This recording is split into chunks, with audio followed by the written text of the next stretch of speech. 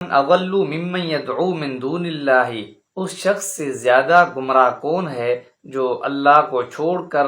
ایسی بے جان مخلوق کو پکارے، من لا یستجیب لہ الی یوم القیامہ، اور جس کو پکار رہا ہے وہ قیامت کے دن تک اس کی پکار کو نہ سن سکے اور نہ جواب دے سکے، وہم عن دعائہم غافلون، اور جس بے جان چیز کو وہ پکار رہے ہیں وہ اس پکار سے بھی غافل ہیں کہ ہمیں بھی کوئی پکار رہا ہے۔ کہ اللہ کی ذات کو، اللہ کی ہستی کو چھوڑ کر کسی اور کی طرف عبادت کرنا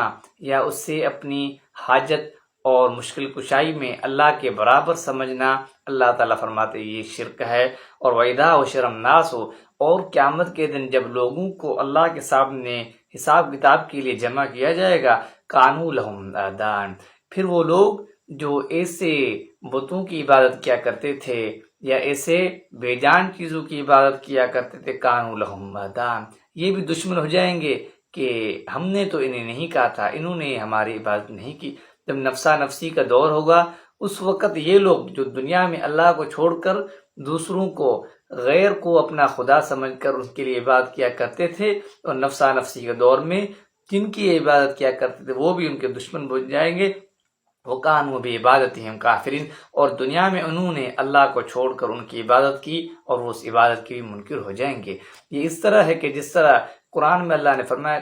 كَبَاسِطٍ كَفَّيْهِ إِلَى الْمَاءِ، کوئی شخص دریا کے کنارے میں جس کو پیاس لگی ہوئی ہے، كَبَاسِطٍ كَفَّيْهِ، اپنے ہاتھ کو جو اٹھایا ہوا ہے تاکہ یہ پانی لِيَبْلُغَ فَاهُ، پانی اس کو منہ میں خود چلا جائے، وَمَا هُوَ بِبَالِغِهِ، پانی کبھی اس کے منہ میں خود نہیں آئے گا۔ اسی طرح یہ لوگ اللہ کو چھوڑ کر غیروں کی عبادت کرتے ہیں اور اپنے تمام مسائل کے اندر اللہ کو چھوڑ کر غیروں سے مدد مانگتے ہیں، غیروں کو مشکل کشا سمجھتے ہیں، مگر وہ غیر نہ ان کی دعاؤں کو سنتے ہیں اور نہ ہی جو عبادت کرتے ہیں وہ عبادت کے قیامت کے دن منکر ہو جائیں گے۔ اس لیے آج بھی ہم دیکھیں ہم نے اللہ کے گھر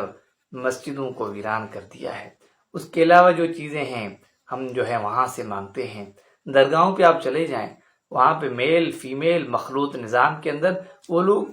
سجدہ کرتے ہیں،